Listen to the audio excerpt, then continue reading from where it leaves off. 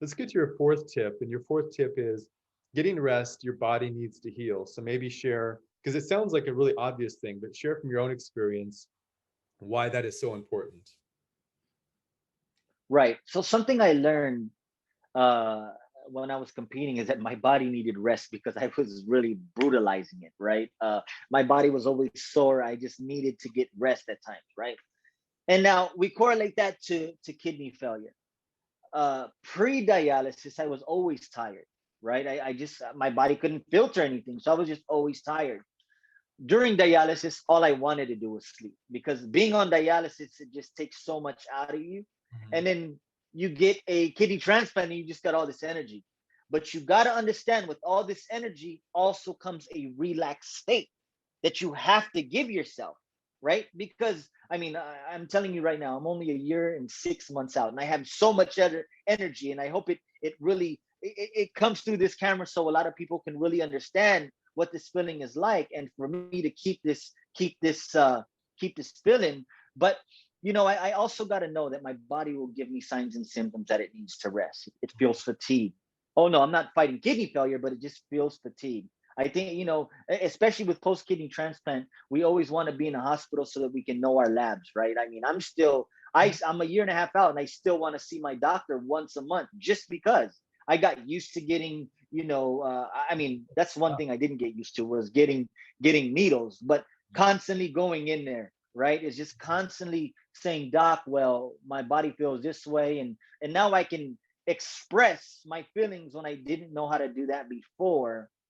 So that was a really key component for me when it came to learning how to rest and express that and understanding your body because you do learn that as an athlete. Wow, I feel fatigue. It's time for me to rest. Yeah, excellent. Thank you. And then let's get to your final tip, which is also excellent. So you say diet.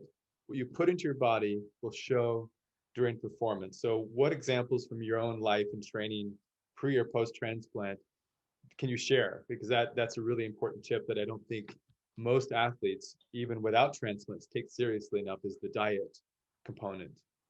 Right. So an interesting thing, right? When I was growing up, now that I'm a bit older, I depended on my performance when I competed without looking at what I was putting into my body, right? And that was because all I did was box. So it was all just muscle memory to know when to block and catch. But if I knew about diet, it would have played a different role in my performance. I knew it would have because I can tell post kidney transplant now how that plays within my favor, Yeah. right? So, we got the athlete side, then we got the diagnosis side, right? Where a diet is completely different. You're on low protein, you're on high blood pressure medications. They probably boost you with 1,000 milligrams of prednisone. So your mind is going all over the place. Yeah. Then you have your dialysis diet where it's low phos and you're going to have to take phosphorus binders after every meal. And what does those labs look like? So Mhm. for me, right, being on dialysis, I needed to make sure that I was able to qualify, let's say an athlete getting qualified for the Olympics, as I would be qualified for getting ready for transplant, right? These people, when I entered a dialysis treatment center, they said, Mark, they're going to ask us, and transplant is going to ask us, was he always on time with his dialysis treatment? Was his diet always good? What does his labs look like to get that transplant? That he is a great candidate, and those people, the my social worker or the nurse that was taking care of me will say he's great candidate for that. So I Mhm. needed to make sure that my diet was at an optimal level. And don't get me wrong, I'm only human, and there was times where I cheated. I mean, I had to. There was no way I can stay on a Yeah. on a diabetic kidney diet because it was just very bland, Yeah. Yeah. you know and it was very bland. And now post kidney transplant, I'm just eating whatever. Everything tastes good now, right? um but it plays a key factor with all three levels, not just as an athlete, but being diagnosed, right? You have to get on a specific diet. Then it's the dialysis side where you have to, even with water, There were tips and tricks that I learned about water, like eating ice cubes, breaking down ice cubes to having that as my water source, right? I was at 16 ounces a day they wanted me on. So how did I have to alter that? And that's where the discipline of being an athlete came into place. Like, I can't drink any water right now. And there were times where I pushed myself to say, look, let me try the 32 and see what happens. Wasn't good because it went straight to my lungs. They said, oh, it'll go to all your extremities. It went straight to my lungs. So is it worth me not sleeping on my back? Because then I had to sleep like this at times to wait for treatment, because laying on my back, I couldn't breathe. Yeah. So when we talk about this diet, I mean, it definitely plays a key role. I mean, this isn't forever. Medicine is getting better. Transplant wait lists are getting more better, and it's how to advocate for yourself. And that's where I played a key role with doing this. With my diet was, can I speak at that level where I wanted to speak to try to get a kidney transplant? Yeah. And diet played a factor for me when it came to doing that, right? It just played a sharper role. Yeah, I mean, once again, what I'm really impressed with is how you've used this entire experience to, give you information to become, better just in your life in general. But you're using all of this as some sort of training tool, for life, for your own training. Even if your training now is different than before, like, all of this information you've gotten from lab work, you really use in a very positive way. So normally I end the show right now, but in our earlier conversation, there was something else you shared, and I wanted you to talk about it a little bit more. So the question I have for you is how people can use social media to get a transplant, because your story you shared was pretty interesting. So how you actually found a donor. So maybe you want to talk about social media for a second. So it's great because that's how I got my kidney. And anybody listening to the World Transplant Athlete podcast, I want to share something, if anything, to take this to the most utmost advice you can get, right? Is share your story. Don't be shy about it. Do not be, oh my God, people might think of me as a sick person, or I want them to feel sorry for me. That's not the case. And I'm trying to tell you this right now. It's because in regular life, everyone has an opinion, right? But this is now your life we're dealing with, right? This is life or death. This isn't, oh, I'll just end up on dialysis and I won't share my story. And my thing was, I had to swallow that big pill to say, you know what, I'm going to share my story. And I went to the news outlet. I went to social media, Instagram, Facebook, Twitter, Fox 11 News. I went everywhere. Yeah. And I really utilized that to say, look, don't feel sorry for me, because I'm going to go to the gym after my dialysis treatment. So please don't feel sorry for me, because I'm still living my regular life. Yeah. But if you can help, that would be great. Yeah. With that, okay, with What that. feedback did you get from that? From doing that? Yeah. I had 33 donors come forward. Wow. Okay. And the reason why, okay, is because every transplant works different. I went from one hospital that did 1 by 1 on evaluation. They got up to 11, which gave it 1 year, right? 1 month for every patient. Evaluation here, evaluation there. My second location did 3 at a time.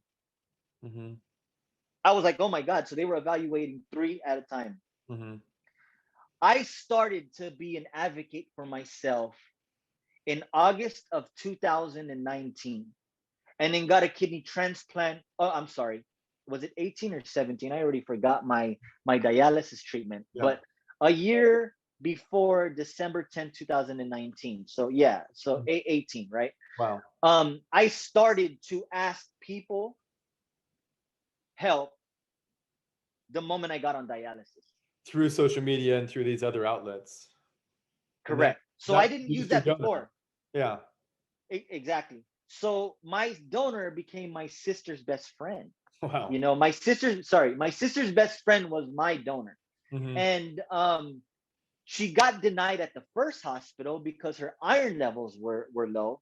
She went to the second transplant center and got approved by doing iron infusions. Wow. And it was just like that. She said, look, if I'm approved to do a kidney transplant, can we do it next week? Because I need to go for a job in Japan. And she was a medical coder for this hospital. Okay. She's like, well, can we get it done within 4 weeks? Because I need to also heal a month later, Yeah. and they're going to accept me. They told me they'll postpone my hiring because they really wanted me as a medical coder. And we got the transplant done just like that. I mean, Right. they asked me, Mark, when would you like to get a transplant? As soon as possible. Well, it's not up to you, it's your donor. Yeah. And I said, okay. And she said the same thing, as soon as possible. So 4 weeks after she was approved, she actually outrid every single one because she matched like my biological sister, overrided my sister, and said my sister was out. She came forward, and it was just a perfect match. Wow, that's incredible. What I love about the story mostly is that the courage to tell the story, because that moment is not exactly replete with courage. You know, you're not exactly feeling confident in your life at that moment. So to step through that fear and say, I'm going to share this story anyway, and then, you know, in this case, produce a nice result. But even if it doesn't, like you step through your fear and share your most vulnerable moments with people, it creates a lot of strength and certain kind of energy for you. So, you know, kudos to you for that Right. moment. And here's another thing. I mean, it really got down to the point where I was saying, look, I haven't urinated in almost 2 years.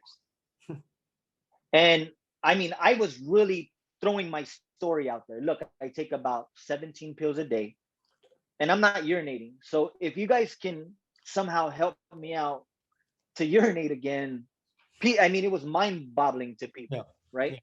Yeah. And that you have to really tap in with yourself and really say, if I go out and do this in social media, I have to go all the way plus more. Yeah. Okay. Because even the hospital was saying, Mark, you stop right now. We're evaluating about 25 people right now just for you. Okay. Stop doing what you're doing. What Yeah. are you doing to get this many people come forward? I said, look, I'm just telling my story. Yeah. And and just go all out. Yep. I mean, we're living in a time zone. Even look, me reaching out to you. Let the Yep. people know. How did I reach out to you? Yeah. Instagram. That's all I did. Yeah. 10 We days are ago. now so we are now so close to the world. Yeah. And I said, hey, can I get on your podcast? I love what you're doing. And it was, look, now we're here, right? 10 It's the days same later. thing. Mhm. 10 days later. Yep. What I learned about social media and the donating process, people want to help, they just don't know how. Yeah. And you'll be surprised who stepped forward for you when it comes to donating. Okay. And what I mean by help, right? I was helped financially, emotionally, and kidney transplant. Yeah. Okay. People want to help. And I want you guys to, when you listen to this and I give you this advice on how I use social media, is people want to help, they just don't know how. People aren't aware about donation. They don't know if they'll live right after that. They're thinking about their family in case their kids get kidney failure. Yeah. But take that risk. Yeah. Take that risk of saying, you know what, I have nothing else to lose but tell my story.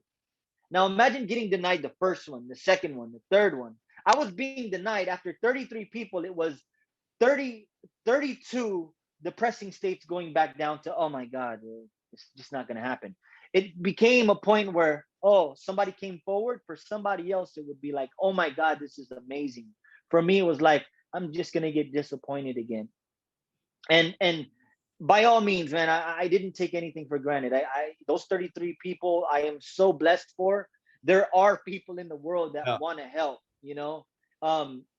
it's us to do our part as kidney patients to just open up. I know what it's like to be in that shell. I know what it's like to be depressed. I know what it's like with what you guys are going through before, during, and after. Mhm. And my advice is, dig deep. You want to get a transplant through social media, this is the way to do it. Yeah. Go all in plus more, and you'll see that people will come out of the woodworks that you would never expect. Absolutely. Mark, well, let's thanks so much for being on the show. This is just incredibly awesome to meet you and talk to you. So for audience people out there, you can log into facebook.com/World Transplant Athletes. And of course, Instagram, where Mark and I met, at World Transplant Athletes. World Transplant Athletes, tips and tricks by and for transplant athletes anywhere, anytime, and online. When I say mean anywhere, Marc today is in Los Angeles, and I am in Kiev, Ukraine today. So if you have a body with a new body part and you can move, you are a world transplant athlete. Marc, thank you so much. Of course. Thank you. Thank you for having me. You're welcome.